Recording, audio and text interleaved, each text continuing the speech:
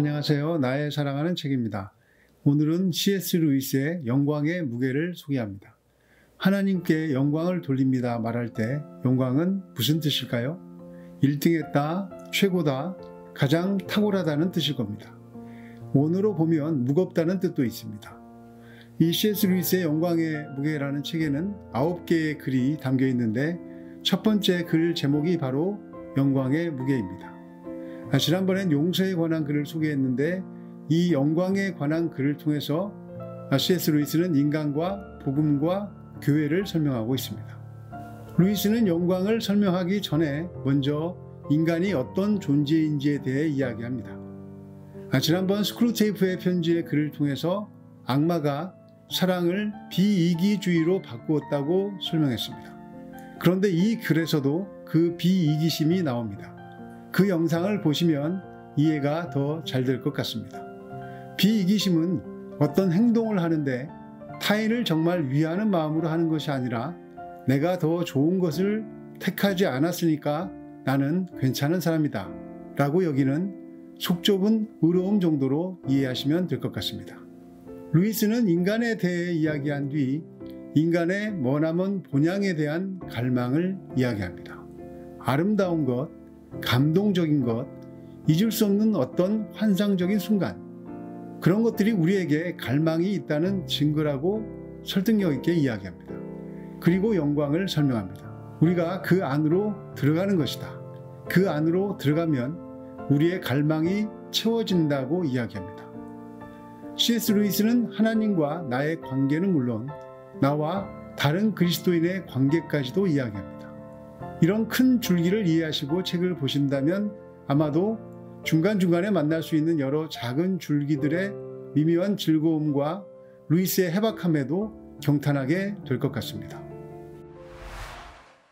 오늘날 선량한 사람 20명을 찾아 최고의 미덕이 무엇이라고 생각하는지 묻는다면 그중 19은 비이기심이라고 답할 것입니다. 하지만 과거의 위대한 그리스도인들에게 같은 질문을 던졌다면 거의 대부분은 사랑이라고 답했을 것입니다. 우리는 무한한 기쁨을 준다고 해도 술과 섹스와 야망에만 집착하는 냉담한 피조물들입니다. 마치 바닷가에서 휴일을 보내자고 말해도 그게 무슨 뜻인지 상상하지 못해서 그저 빈민가 한 구석에서 진흙 파이나 만들며 놀고 싶어하는 철없는 아이와 같습니다. 머나먼 본향에 대한 갈망, 너무나 가슴 아리는 비밀이기에 우리는 거기다 향수, 낭만, 청춘 같은 이름을 붙입니다. 숨길 수도 없고 말할 수도 없는 비밀입니다. 말할 수 없는 이유는 그것이 우리가 한 번도 실제로 경험해 보지 못한 대상에 대한 갈망이기 때문입니다. 숨길 수 없는 이유는 우리의 경험이 끊임없이 그것을 암시하고 있고 마치 상대의 이름만 들어도 표정을 감출 수 없는 연인처럼 그 갈망이 부지중 드러나기 때문입니다. 그래서 우리가 흔히 쓰는 편법은 그 대상을 아름다움이라고 부르고 그것으로 문제가 모두 끝난 것처럼 행동하는 것입니다. 아름다움은 책이나 음악 안에 있는 것이 아니라 그것들을 통해 주어졌을 뿐이며 그 실체는 결국 갈망입니다. 그것들은 우리가 발견하지 못한 꽃의 향기이고 들어보지 못한 곡조의 메아리이고 우리가 아직 방문하지 못한 나라에서 온 소식입니다. 낙원을 향한 제 갈망이 앞으로 제가 낙원을 누리게 될 것임을 보증하지 못하지만 그럴 수 있다면 좋겠습니다. 그 갈망은 어딘가 낙원이 존재하며 누군가는 그것을 누리게 될 것임을 보여주는 썩 훌륭한 징조라고 생각합니다. 한 남자가 한 여자를 사랑한다고 해서 그녀를 반드시 얻으리라는 보장은 없습니다. 하지만 이것은 남녀가 서로를 사랑하도록 만들어졌다는 증거라고 볼 수 있습니다. 이성에 대한 사랑이란 게 없는 세계에서는 사랑에 빠진다는 현상이 존재할 수 없을 테니까요.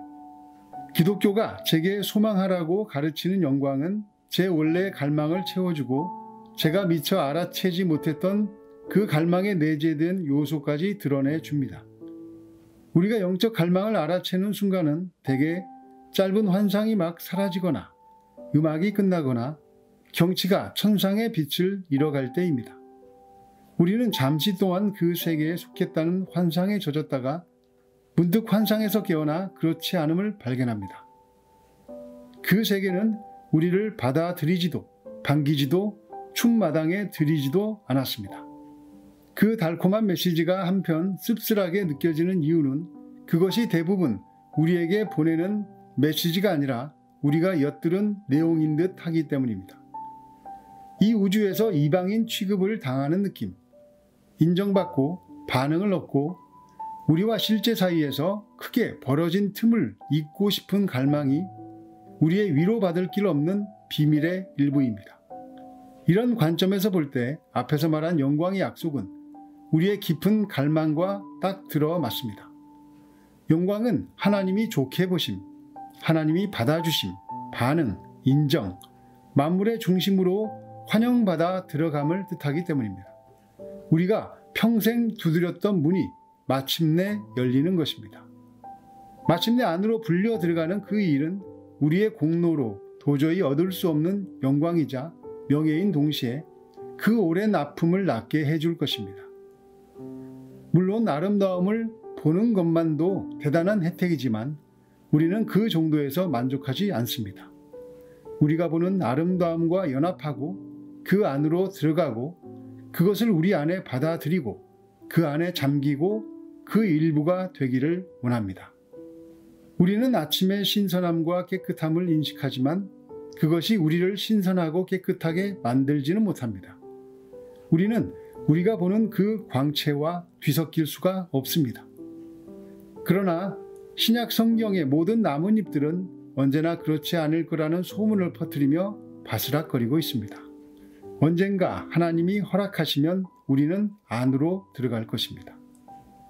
우리가 농담을 주고받고 같이 일하고 결혼하고 무시하고 이용해 먹는 사람들은 불멸의 존재입니다. 불멸에 소름 끼치는 존재가 되거나 영원한 광채가 될 이들입니다. 언제나 엄숙해야 한다는 뜻은 아닙니다. 우리는 놀 줄 알아야 합니다.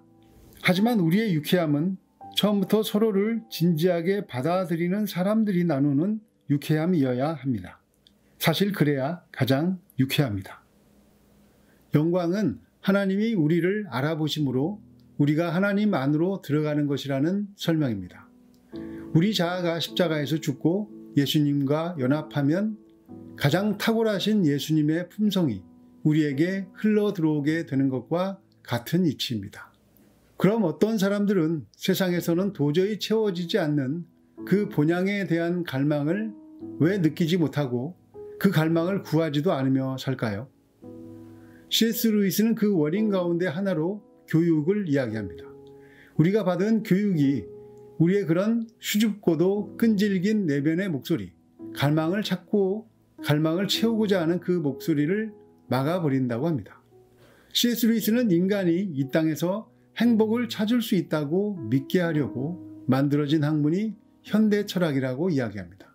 그래서 C.S. 루이스는 글 도입부에서 신선한 바닷가 바람을 맞으며 바닷가에서 보내자는 말이 무슨 뜻인지 상상하지도 못하고 빈민가 뒷골목에서 진흙을 갖고 놀고 싶어하는 아이가 바로 우리라고 설명한 것입니다. 머나먼 본향에 대한 갈망, 평생 시달린 향수, 그것이 채워지는 것을 루이스는 그의 많은 책에서 기쁨이라고 표현했습니다. 사람은 자연이든 음악이든 경치든 책이든 그 어떤 것을 통해서 잠시라도 그 갈망이 채워지는 것을 경험할 수 있다고 합니다. 그러나 곧 사라지고 만다는 것에 그 비극이 있습니다. 하나님 안으로 들어가기 전까지는 온전히 채워질 수도 없고 채울 수도 없는 그 갈망은 에덴 동산에서 쫓겨난 인간의 실존이기 때문입니다. 에덴 밖에서는 하나님을 만날 길이 없으니 그 갈망을 채울 길이 없습니다. 그래서 예수님이 오신 것은 인간에게는 아담의 창조 이상의 기적과 같은 일입니다. 우리가 그 영광 안으로 들어갈 수 있는 길이 다시 생겼기 때문입니다. 글의 마지막 부분에서 루이스는 인간은 불멸의 존재로 장차 영광의 광채가 되거나 소름 끼치는 존재가 될 것이라고 말합니다. 영혼이 죽지 않으니 결국 그 둘 가운데 하나가 된다는 이야기입니다. 그래서 사람을 대할 때, 특히 그리스도인을 대할 때는 서로를 진지하게 받아들이는 유쾌함이 있어야 한다고 말합니다. 소중하게 대하라는 것입니다. 자연에서도, 꽃에서도, 음악에서도, 책에서도 하나님의 영광의 흔적을 볼 수 있지만 그리스도의 몸에서 보는 하나님의 영광만큼 크지 않다는 말 같았습니다. 하나님의 형상대로 지어진 피조물은 인간뿐이기 때문입니다. 하나님으로 들어가는 문, 그래서 갈망이 채워지는 하나님의 영광을 경험할 수 있는 문, 그 문은 예수님입니다. 그래서 절망한다는 것은 그 갈망이 있다는 것을 알아보기 시작하게 된다는 점에서 희망적입니다. 갈망을 채워주실 주님을 만날 수 있기 때문입니다. 그러나 이 세상이 살만하다면 정말 절망적인데 옆에서 뭐라고 조언을 해도 들리지 않을 가능성이 크기 때문에 더 절망적인 것 같습니다. 예수님에 대한 사랑은 그 무엇과도 바꿀 수 없습니다. 감사합니다.